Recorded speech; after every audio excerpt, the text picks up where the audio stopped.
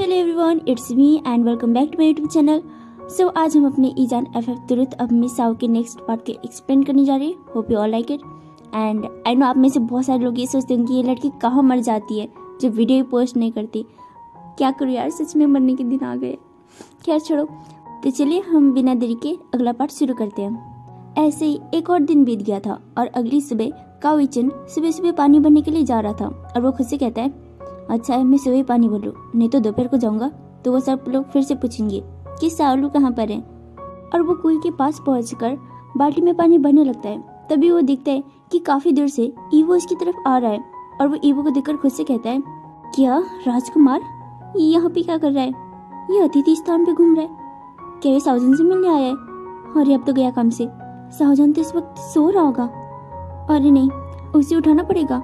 और ऐसे कहकर वो वहां से भागकर सावजन के रूम में आता है। सावजन रूम में ही सो रहा था। इससे पहले कि वांग ईवो उन लोगों के पास आ जाए, काओ-ई-चन उसे उठाते ही कहता है, सावजन अरे उठ जाओ, अरे कितनी देर तक सो गए यार, उठ भी जाओ, मुसीबत आ रही है।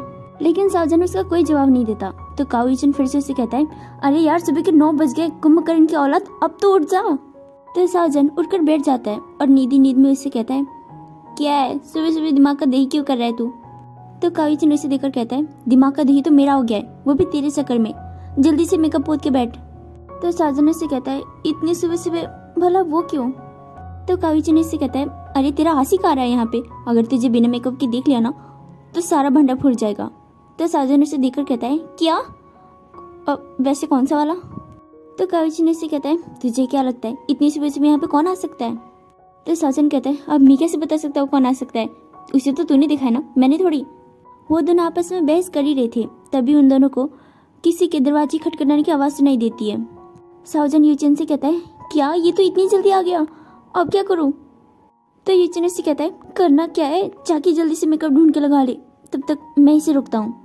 काओ-ई-चन दरवाजा खोलता है। सामने वांग ईवो खड़ा था। वो उसको बो करते ही कहता है, प्रणाम काओ-ई-चन।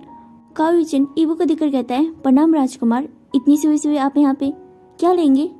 चाय पानी, ठंडा गरम, नया ताजा? तो ईवो से कहता है, वैसे इतनी सुबह सुबह चाय तो नहीं मिलेगी, कोई बात नहीं, आप पानी पिला दीजिए। तो काओ-ई-चन कहता है, हाँ जरूर, सिर्फ पानी क्यों, मैं चाय ही बना दूंगा। काओ-ई-चन ईवो से कह तो देता है कि चाय लीजिए, लेकिन ना वो खुद सामने से हट रहा था, न ईवो को कहीं जाने दे रहा था। तभी ईवो से देखकर कहता है, यू-चन दरअसल वो। तभी यू-चन बीच में बोलते ही कहता है, नहीं मेरे पास छुट्टा नहीं है। तभी ईवो से कहता है, अरे पैसे नहीं चाहिए तुमसे, मैं सावली से मिलने आया था, उन्होंने मुझसे बोला था वो मुझे शुक्रिया अदा करना चाहती हैं। दरअसल मैं उससे ये पूछना चाहता था, क्या वो मेरे साथ लाओ सिटी घूमने चलेंगी? तो काओ-ई-चन उसे देखकर कहता है, नहीं वो नहीं जाएंगी, तुम अकेले चले जाओ। तो ईवो से कहता है, आप इसे कैसे बोल सकती है कि वो नहीं जाएंगी, आपने तो उन्हें पूछा भी नहीं। तो यू-चन कहता है, अरे मुझे पता है वो नहीं जाएंगी, आज ना उनका 16 सोमवार का व्रत है और आज के दिन वो प्राइम मर्द को नहीं देखेंगी, ठीक है अब जाइए। तो ईवो अपने मन में कहता है, 16 सोमवार का व्रत रखती है, तभी उनको मेरे जैसा इतना अच्छा पति मिलेगा। और वो काओ-ई-चन से कहता है, वो सब तो ठीक है, तो फिर तुम यहाँ पे क्या कर रहे हो? तो काओ-ई-चन से कहता है, अरे तुम ज्यादा सोच रहे हो, वो मेरा छोटा भाई जैसा है ना, इसीलिए। तो ईवो से कहता है, क्या छोटा भाई? तो काओ-ई-चन अपने मन में कहता है, अरे ये क्या बोल दिया? और वो उसकी तरफ देखकर कहता है, अरे वो मेरा छोटा भाई हो या छोटी बहन, तुम्हें उसे क्या करना है?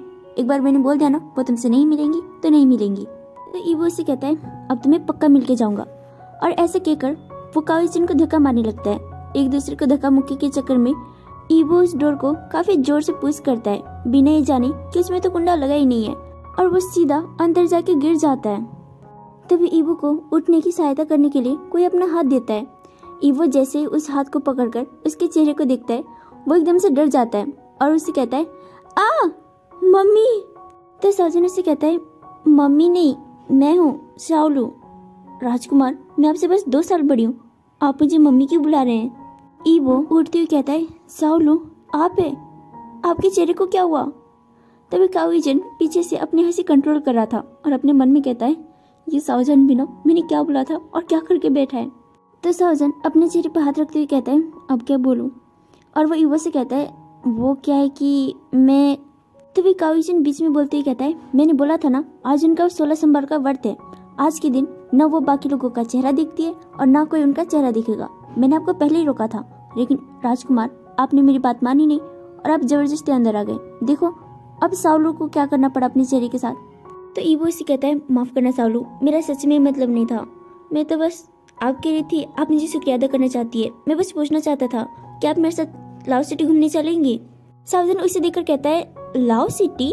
इससे पहले कि साउजन वांग यीबो का आंसर देता, बीच में काओइचिन कहता है, हाँ वो तुम्हारे साथ कल जाएंगी, लेकिन आज नहीं।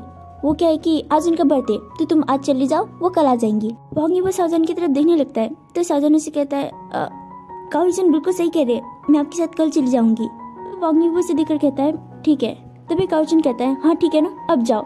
ऐसा कहकर वो वांग यीबो को धक्का मारते हुए दरवाजे तक ले जाता है और वांग यीबो को बाहर निकालकर खुद दरवाजा लगा लेता है। वो कहता है, ठीक है, लेकिन मेरी बात तो सुनो। इससे पहले कि वो कुछ कहता, काओइचिन दरवाजा बंद करके अंदर चले जाता है और अंदर से कहता है, कल बता देना। तो वांग यीबो बाहर खड़े हुए सोचने लगता है, यार इन दोनों को हो क्या गया है? मैं तो बस ये पूछना चाहता था कि कल कितने बजे आना है। यूजिन को देखकर साउजन से कहता है, क्या वो चला गया? तो काओइचिन उसे देखकर कहता है, हाँ चला गया। और उसे देखकर हंसते ही कहता है, मैंने तुम्हें मेकअप लगाने को बोला था, ये क्या अपने चेहरे पे पोत लिया है? तो साउजन से कहता है, तो और क्या करता, मुझे मेकअप की पोटली मिल ही नहीं रही थी, उसे क्या तुम रोक नहीं सकते थे?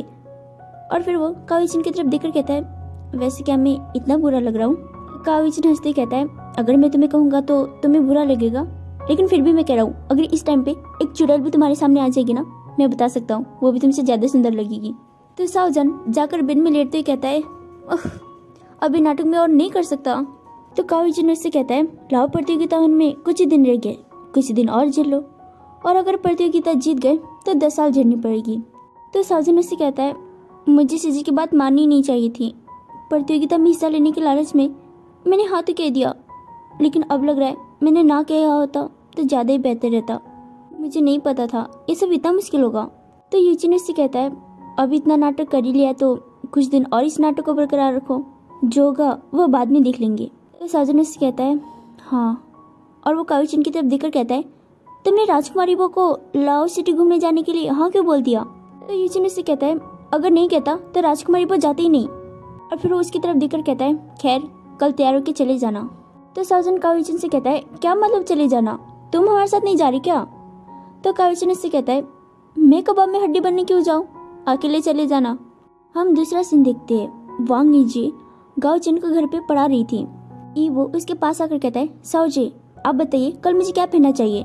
तो वांग यीजी से कहती है, क्यों, कल कोई खास काम है? तो ईवो कहता है, कल मैं लाओ सिटी घूमने जा रहा हूँ इसीलिए। तो वांग यीजी से कहती है, तुम तो पहले भी जाते थे। तो ईवो कहता है, लेकिन फिर भी मैं इस बार कुछ अच्छा पहनना चाहता हूँ। तो वांग यीजी से कहती है, तुम जो भी पहनो सभी में अच्छी लगती हो। और वो उसकी तरफ देखकर कहती है, एक काम करो, तुम्हारे पास वैसे भी बहुत सारे कपड़े हैं, तुम यहाँ पर लेकर आओ, मैं सिलेक्ट करने में तुम्हारी मदद करूंगी, तब तक मैं तुम्हारे लिए खीर लेकर आती हूँ। तो गाओचिन कहता है, माँ मेरे लिए भी। तो ईजी उससे कहती है, ठीक है, और वो वहाँ से चली जाती है। अब हम अगला सीन देखते हैं जो कि अगले दिन का था। शाओजन अतिथि स्थान के गेट पर वांग यीबो का वेट कर रहा था। तभी वांग यीबो वहाँ पे आता है। शाओजन इतना अच्छा लग रहा था कि वांग यीबो की नजर उससे हट ही नहीं रही थी। शाओजन वांग यीबो से कहता है, राजकुमार। वांग यीबो उसे देखकर स्माइल करता है और इससे कहता है, आप बहुत ही सुंदर लग रही हैं। शाओजन उसे अपनी आंखें बड़ी बड़ी करते देखने लगता है। उसे समझ में नहीं आ रहा था कि वो क्या कहे, तो वो ईवो की तरफ देखते हुए कहता है, जी शुक्रिया। और वो ईवो के आसपास देखते हुए कहता है, राजकुमार क्या आपके साथ कोई सैनिक नहीं आया? तो ईवो उससे कहता है, नहीं। तो शाओजन उसे देखकर कहता है, राजकुमार, एक राजकुमार और महाराज को बिना सैनिकों के बाहर नहीं जाना चाहिए। तो ईवो उससे कहता है, मैं जहाँ पे भी जाता हूँ सैनिकों को अपने साथ ले जाना मुझे बिल्कुल अच्छा नहीं लगता, और वैसे भी मैं आपके साथ लाओ सिटी घूमना चाहता हूँ, मैं सैनिकों को ले जाकर क्या करूँगा? तो चलिए। तो शाओजन उसे देखकर हाँ में सिर हिलाता है। वो दोनों लाओ सिटी पहुँच जाते हैं। वहाँ पर पहले की तरह और हर दिन की तरह बहुत सारी भीड़ भड़ाका थी, बहुत सारे लोग थे। कोई सामान बेच रहे थे तो कोई सामान खरीद रहे थे, और कोई लोग अपने कला का प्रदर्शन कर रहे थे। शाओजन और ईवो दोनों शहर को घूमने लगते हैं। शाओजन हर एक दुकान में जाकर हर एक चीज को देखने लगता है। वांग यीबो को जैसे ही लगता है कि शाओजन अब तो ये सामान जरूर खरीदेगा, तभी शाओजन कहता है, हमें आगे चलना चाहिए। तो वांग यीबो कहता है, ठीक है। ऐसे करते करते दोनों आधे से ज्यादा शहर घूम लेते हैं, लेकिन शाओजन ने अभी भी कुछ नहीं खरीदा था। ईवो इधर उधर नजर घुमा रहा था, तभी उसे सामने एक लड़की दिखाई देती है जो फ्लावर्स खरीद रही थी। वो फ्लावर्स दिखने में काफी सुंदर थे। तो ईवो शाओजन की तरफ देखकर कहता है, शालू, वो फ्लावर्स काफी अच्छे लग रहे हैं, क्या आप खरीदना चाहेंगे? पैसे मैं दे दूंगा। तो सावजन उसे देखकर कहता है, राजकुमार, मैं इतनी भी गरीब नहीं हूँ, अगर मुझे कुछ खरीदना होगा तो मैं खुद ही खरीद लूंगी। तो ईबो अपने मन में कहता है, अच्छा तो मतलब वो मैं हूँ जो दुनिया में सबसे ज्यादा गरीब है? ईबो ये सब सोच ही रहा था, तभी उसे शाही रथ दिखाई देती है जो उन लोगों की तरफ काफी दूर से आ रही थी।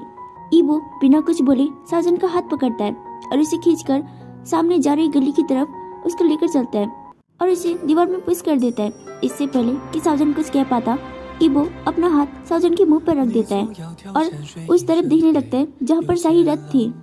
सावजन को समझ में नहीं आ रहा था ईबो कर क्या रहा है।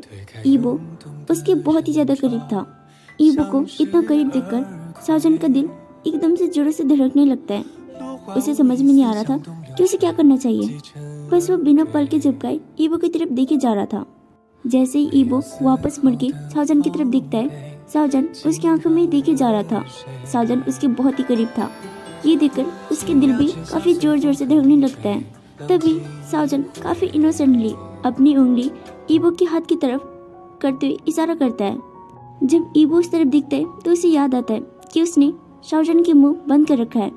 तभी वो अपना हाथ पीछे हटाते हुए कहता है, माफ करना सावलू, वो क्या है कि मैंने शाही रथ देखी थी, मुझे लगा शायद गगा होंगे। तो सावजन बिना उसकी तरफ देखे कहता है, कोई बात नहीं, हमें आगे भी बहुत सारी जगह घूमनी है, हमें चलना चाहिए। और ऐसा कहकर वो आगे की तरफ जाने लगता है। तो ईबो भी सावजन के पीछे पीछे चलने लगता है। वो दोनों काफी देर तक ऐसे ही चलते रहते हैं। ईबो की नजर सामने रखी हुई कैंडी की तरफ जाता है और वो उस कैंडी को खरीदने लगता है। सावजन काफी दूर तक ऐसे चल के आता है, लेकिन उसे ऐसा फील हो रहा था जैसे ईबो उसके पीछे नहीं है। तो वो कंफर्म करने के लिए पीछे मुड़ के देखता है तो ईबो सच में वहाँ पे नहीं था। सावजन इधर उधर देखते ही कहता है, राजकुमार ईबो कहाँ चले गए? तभी सावजन देखता है कि ईबो काफी दूर से हाथ में 2 कैंडी लेकर उसकी तरफ आ रहा था और उसे आकर एक कैंडी उसकी तरफ आगे करता है। तो सावजन उस कैंडी को देखकर कहता है, ये? तो ईबो से कहता है, ये कैंडी है, क्या आप खाना पसंद करेंगे? तो सावजन उसे देखकर कहता है, मैंने पहले कभी ट्राई नहीं किया। तो ईबो से कहता है, आप ट्राई कर सकती है, वैसे मुझे बहुत पसंद है।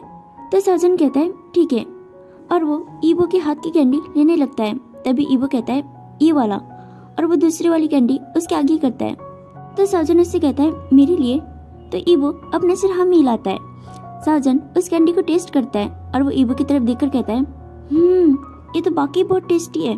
तो ईबो उसे देखकर स्माइल करने लगता है। ईबो और सावजन कुछ ही देर में पूरी लाव सिटी घूम लेते हैं।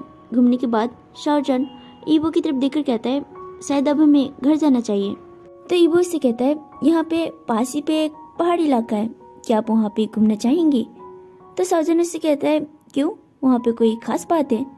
तो ईबो उससे कहता है, आप खुद ही चलकर क्यों नहीं देख लेती? करीब 15 मिनट के आसपास चलने के बाद वो फाइनली उस पहाड़ी इलाके में पहुंच जाते हैं।